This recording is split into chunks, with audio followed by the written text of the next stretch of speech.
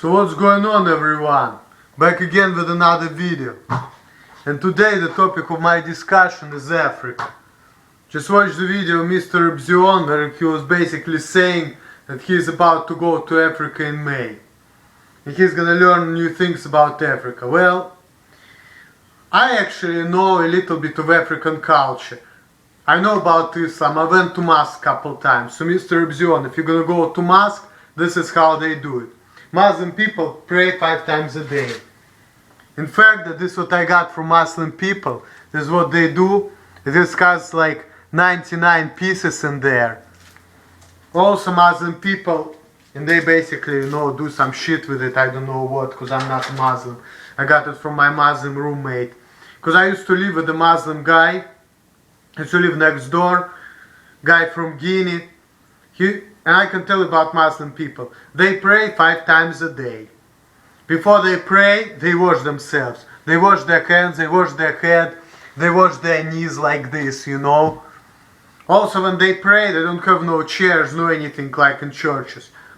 They pray on the floor. And they go down like this and say Allah Akbar. Just so you know about Muslim people. The reason why I know that because I've been to mosque. And then at some point when they're praying to mosque, they stand like this in rows and pray. And then they say Allah Akbar, they go down and bow down. No chairs, no anything. And women and men are separately. Like in Judaism, in Islam, the same thing. The reason why, because Hebrew and Arabic, they're close languages. Arabs and Jews, they came from the same place, from Mesopotamia. Okay? Just so you know.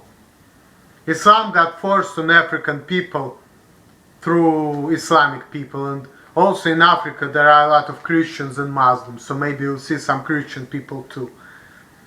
And also talking about African food, because I know myself how to cook some African dish with cassava leaves, with lamb, with peanut butter, palm oil, all of that.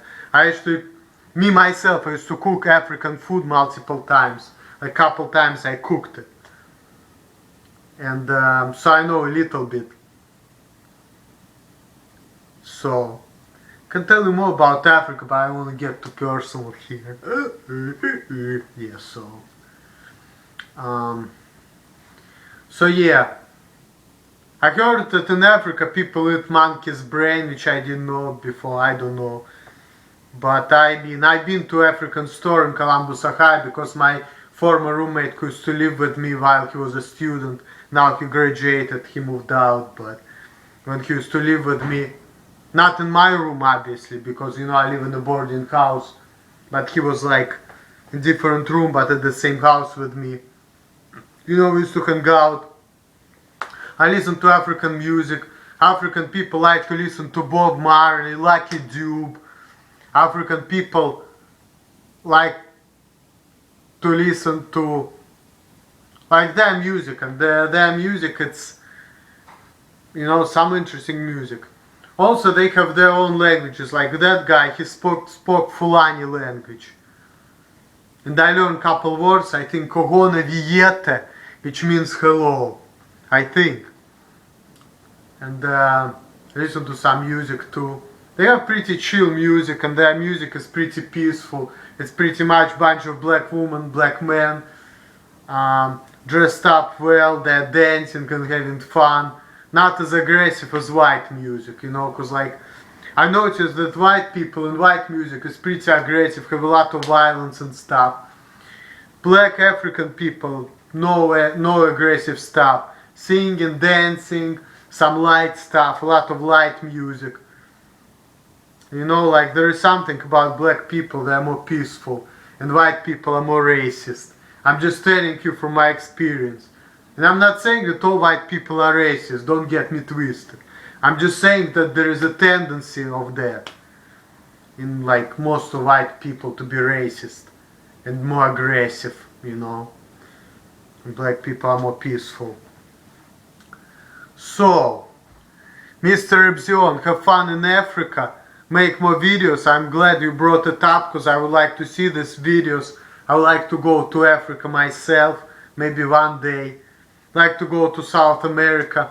Maybe in May I will go with my mom to Israel because she wants to go to Israel. I've been there. I can tell Israel is a beautiful country, but you know, like Jewish people, they say that Israel is their homeland. I don't consider Israel my homeland. My motherland is Russia, not Israel. Okay? I don't feel real connection with Israel. But I think it's a good place to go to. It's a good looking place.